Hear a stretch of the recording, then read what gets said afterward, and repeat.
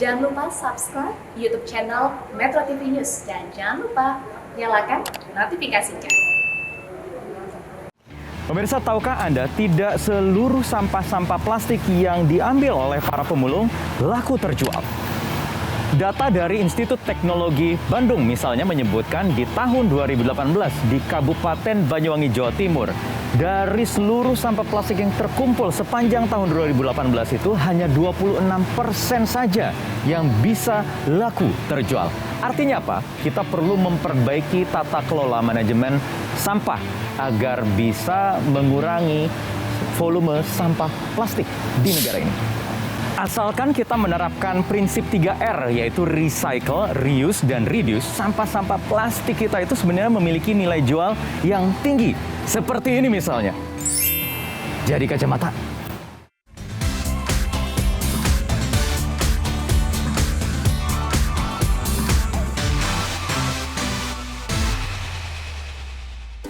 Nah, Anda mungkin mengira kacamata yang saya kenakan ini terbuat dari kayu. Ya, materialnya terlihat seperti ada serat-serat kayu, dipegang, disentuh, diraba juga seperti kayu. Tapi bukan, Anda salah kalau menebak itu. Ini adalah kacamata yang terbuat dari sampah plastik bekas berbahan dasar PET dan juga campuran plastik, material-material plastik lainnya. Yang memang si PET ini memiliki nilai jual yang tinggi. Setelah kita gunakan, dibawa ke tempat pengolahan sampah seperti tempat di mana saya berada ini, dan kemudian bahkan bisa diekspor menjadi material-material yang bermanfaat untuk bisa didaur ulang dan digunakan lagi. Saya akan ajak Anda, pemirsa, untuk berbincang bersama teman saya, Mbak Hana dari Waste for Change, yang sedang sibuk mengolah sampah. Mbak Hana, apa kabar? Hai, halo. Sehat, Mbak? Alhamdulillah baik. Terus-terusan bergulat dengan sampah setiap hari dari Waste for Change. Betul. Biar nantinya kan kalau kita nggak milah, jadinya nanti malah ke lingkungan kayak gitu. Nah, makanya Waste for Change ada nih. Padahal kalau diolah dengan baik, dikelola dengan baik, sampah-sampah limbah rumah tangga ini bisa menjadi produk-produk yang sangat bermanfaat. Seperti kacamata saya ini, mungkin Mbak Hana melihatnya seperti kayak kayu ya. kayak kayu kan? Iya, Bener ya? benar-benar. PET. Jadi memiliki nilai jual yang bagus. Kenapa bisa demikian ya, Mbak Hana? Menarik. Jadi tuh kalau misalnya PET, sebenarnya memang kenapa banyak plastik itu bisa didaur ulang? Soalnya emang masih bisa habis jadi di mesin, itu bisa jadi biji plastik.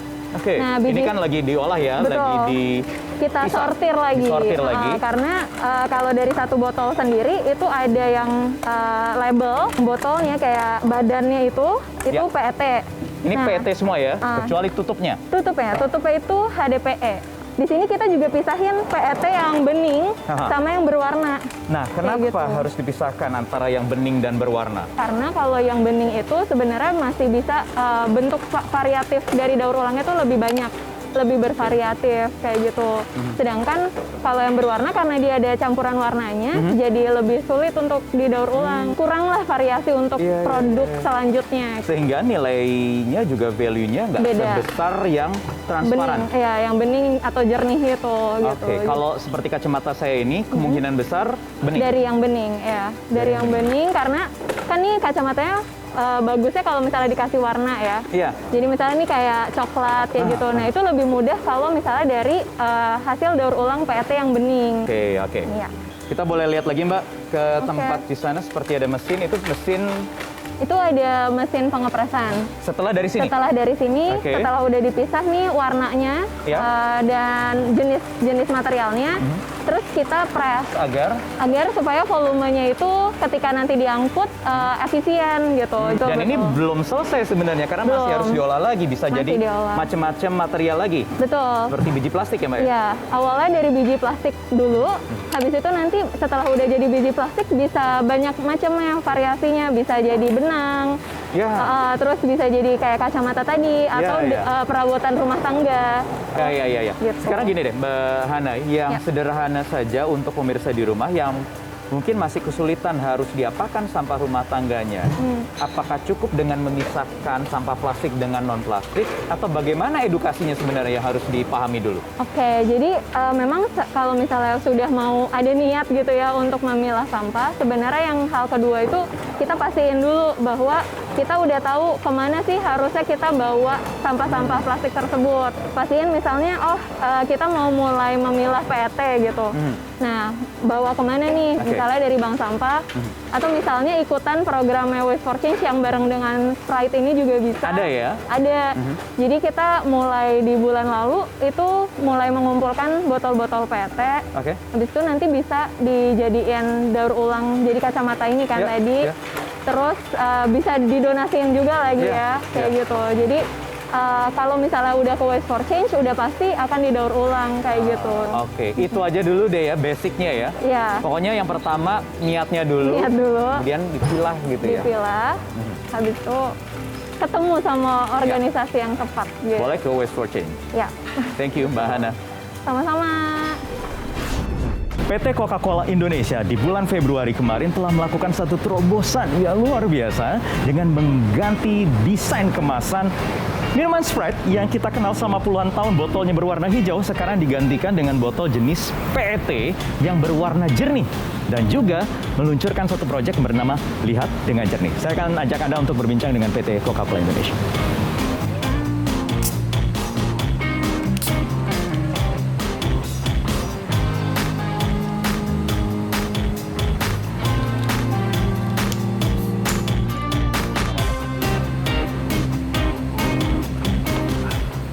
Pak Tri, Mbak Fitri apa kabar? Sorry ganggu nih.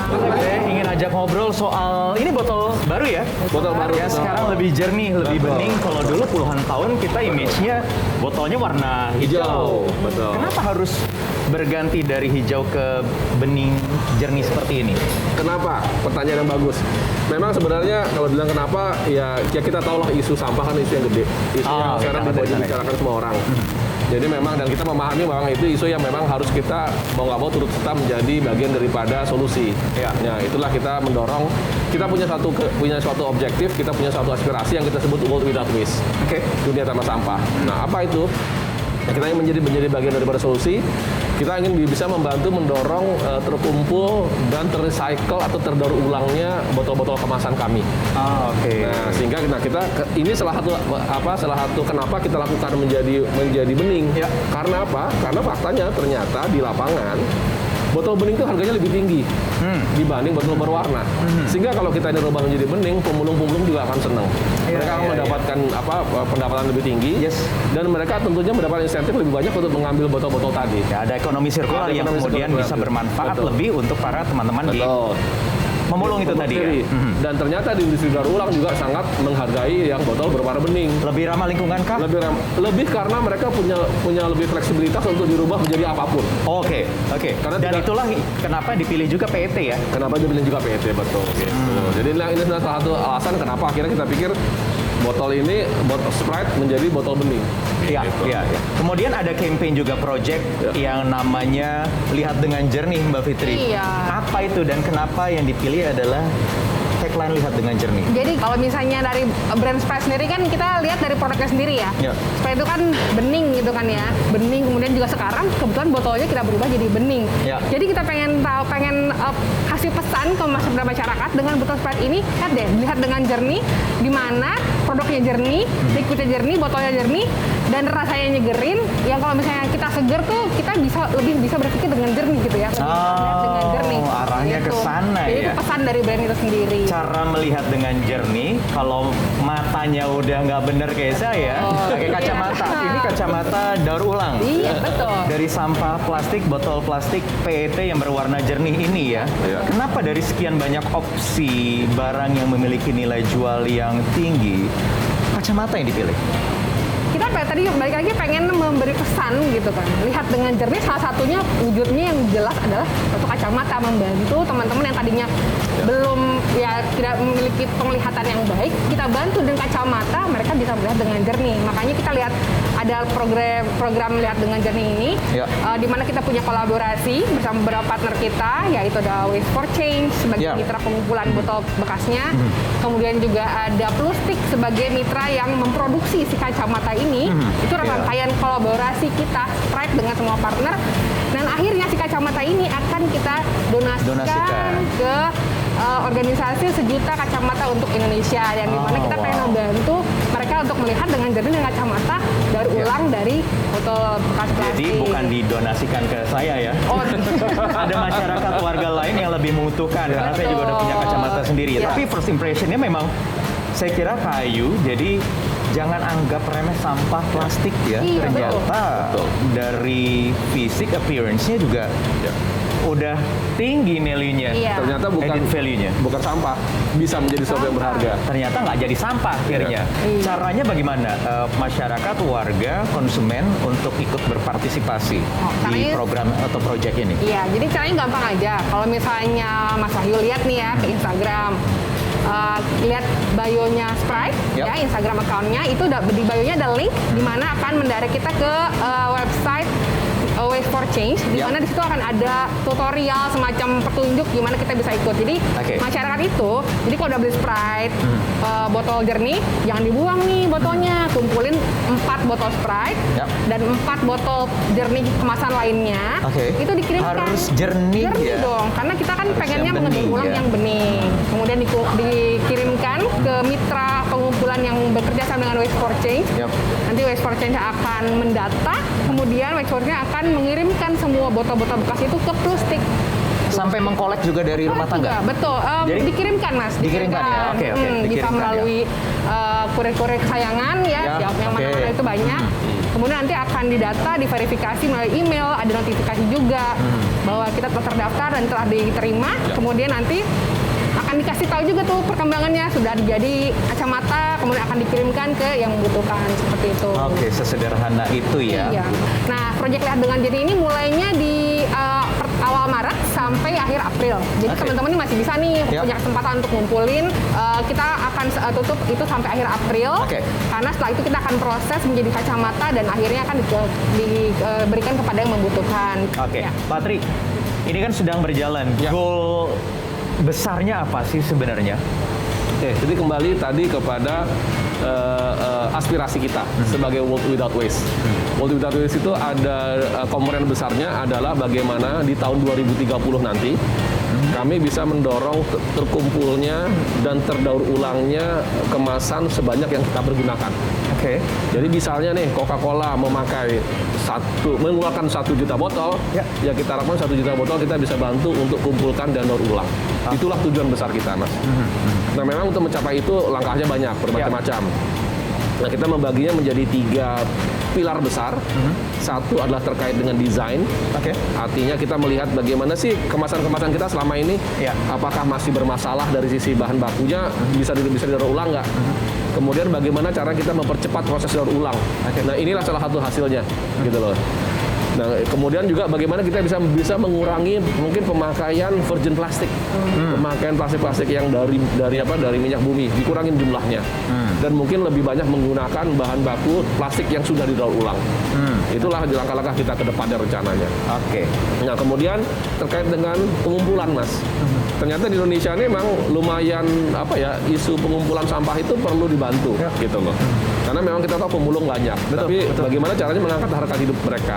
Nah, itulah kita bersama teman-teman di asosiasi, di industri, bersama-sama mendorong terciptanya suatu yayasan nirlaba yang memang nanti akan memberikan insentif terhadap pemulung-pemulung, membantu mereka bisa meningkatkan taraf hidup mereka, bagaimana membangun kapasitas mereka untuk bisa mengambil sampah lebih banyak, memilih sampah yang lebih bernilai dan lain sebagainya. Ada sisi edukasinya juga yang dijalankan. Karena teman-teman di pemulung mungkin udah jauh lebih aware ketimbang saya sebagai konsumen, atau mungkin siapapun yang juga mengumpulkan sampah-sampah rumah tangga ini masih belum teredukasi bagaimana memanfaatkan lagi sampah-sampah rumah tangganya yang berbahan bahan dasar plastik. Baik, terima kasih Pak Tri, Mbak Fitri, terima kasih. Silakan dilanjutkan untuk minum-minumnya lagi. Terima kasih. Terima kasih. Sampai ketemu. Terima kasih banget.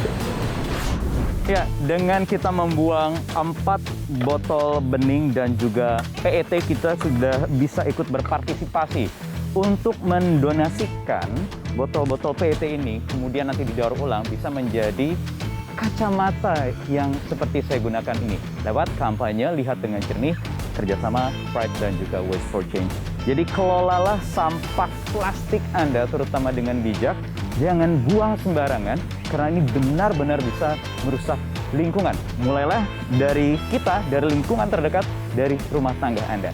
Setelah itu jangan lupa untuk buka website Waste for Change dan gabung sekarang agar sampah-sampah plastik kita bisa bermanfaat bagi orang banyak. Saya Wahyu Wiwoho, kita berjumpa lagi di 15 Minutes ke depan. Bye-bye. Metro TV